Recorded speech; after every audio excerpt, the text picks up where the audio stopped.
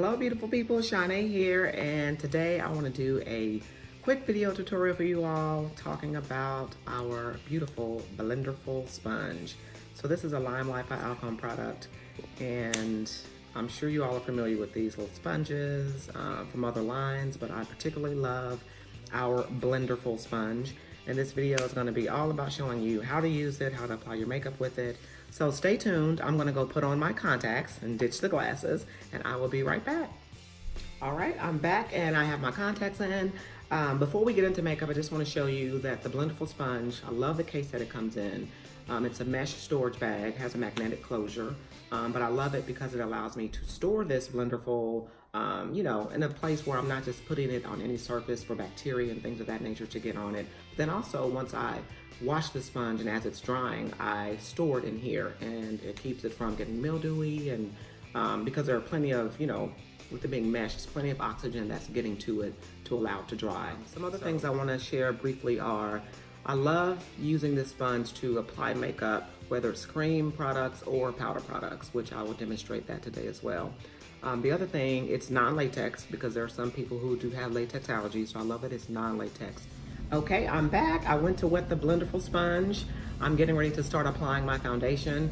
I love applying my foundation with this sponge for a number of reasons, but the main two being that I love the finish that it gives me. I love a dewy finish. I love to look youthful. I love for my skin to look hydrated, and using this damp sponge allows that to happen for me. And then the second thing is that it leaves a very, almost gives me an airbrushed look, so I don't have to worry about any streaks, which sometimes I can, you know, you can get as a result of using a brush. All right, so let's get into it. I'm gonna take my earrings off so they're not in the way. I'll get glammed up a little bit later, and the hat's gonna come off too. All right, so I'm just gonna take the big end here and just start putting it in my foundation and just start using a bouncing motion. So you can just see a bouncing motion is similar to a stippling motion. If you had a brush, you would be stippling, or it's called a stippling motion, but with the sponge, you wanna use a bouncing motion. So you can just see, I'm just kind of letting it bounce off my skin.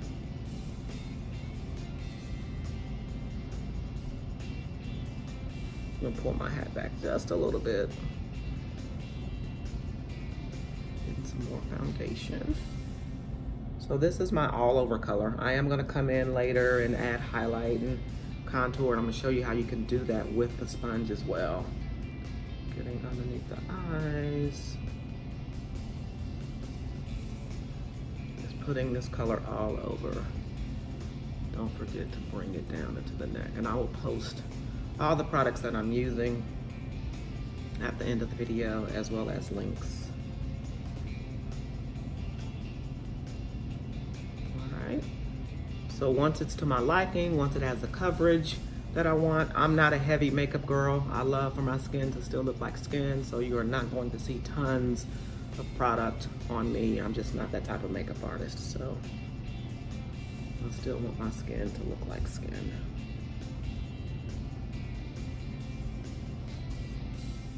Okay, now we are about to do some contouring, and so with that, I'm going to take the pointy end of the Blenderful sponge. You can see I have my contour cream down here. I'm just going to get a little bit of that, and I'm going to drag it along the lines, along the area where I want to contour. Okay, so you saw that. To the other side. All right. I think I'm gonna go a little deeper with my contour. So let me get this second color. I put two colors out. These are the LimeLife colors from Danessa Myricks, which I'll post. Yeah, I like that deeper contour better. I'll post all the colors for these after the video. Got that there. I'm also gonna do some along the forehead. Just contour my forehead a little bit. And then if you wanted to, you could also do, you know, down the bridge of the nose if you're into heavy nose contour. I don't do it heavy, but I'll just do it for demonstration purposes. And so now I'm gonna start taking the sponge and then just kind of, again, doing that bouncing motion so that those lines of demarcation start to eventually blend in and fade away. All right. So you can see I'm just using the bouncing motion.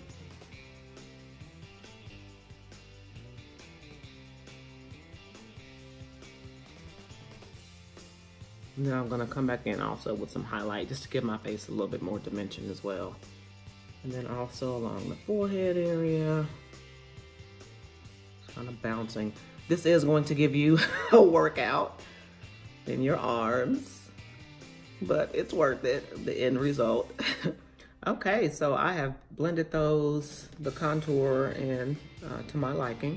You can see just very subtle sculpting definition that I'm doing. And then now I want to go in and add a little bit of highlight. And so again, I'm going to use the tip of this again, but just kind of this side that doesn't have a lot of product on it, putting it in my highlight product. And then I'm just going to dot it in the areas first, and then I'll go in and work that in and start blending it away. All right, so I want some highlight there. I'm gonna do some highlight here, coming down the center of my nose. And then this area up here in the forehead area. And a little bit, center of my chin. One thing that you can do also, if you really want your contour cream to pop, is take a little bit of highlight and go underneath, highlight underneath where you did the contour, and then blend that in if you want more of a pop. And I may do that later, but right now I just want to show you the areas where I want to kind of focus that highlight. And then again, going back with my sponge, I'm just going to start bouncing, using that bouncing motion again, stippling and blending all that in. Okay, so I have everything blended in to my liking. And so one of the other things I want to show you that you can do with this sponge as well, and I'm going to actually use a second clean sponge that I have, is you can use it to apply powder into certain areas like under the eyes, which is what I'm going to do. And I love with it being damp, you don't have to worry about powder falling and getting everywhere, because I do like to set with loose powders. So this allows you to put it in, controlled areas like that as far as under the eye area. So I'm just going to put a little bit on the tip, which you can kind of see there. And I'm just going to set that under my eyes. And so, you can let this bake if you're a baker, but I'm just using it to set the under eye area.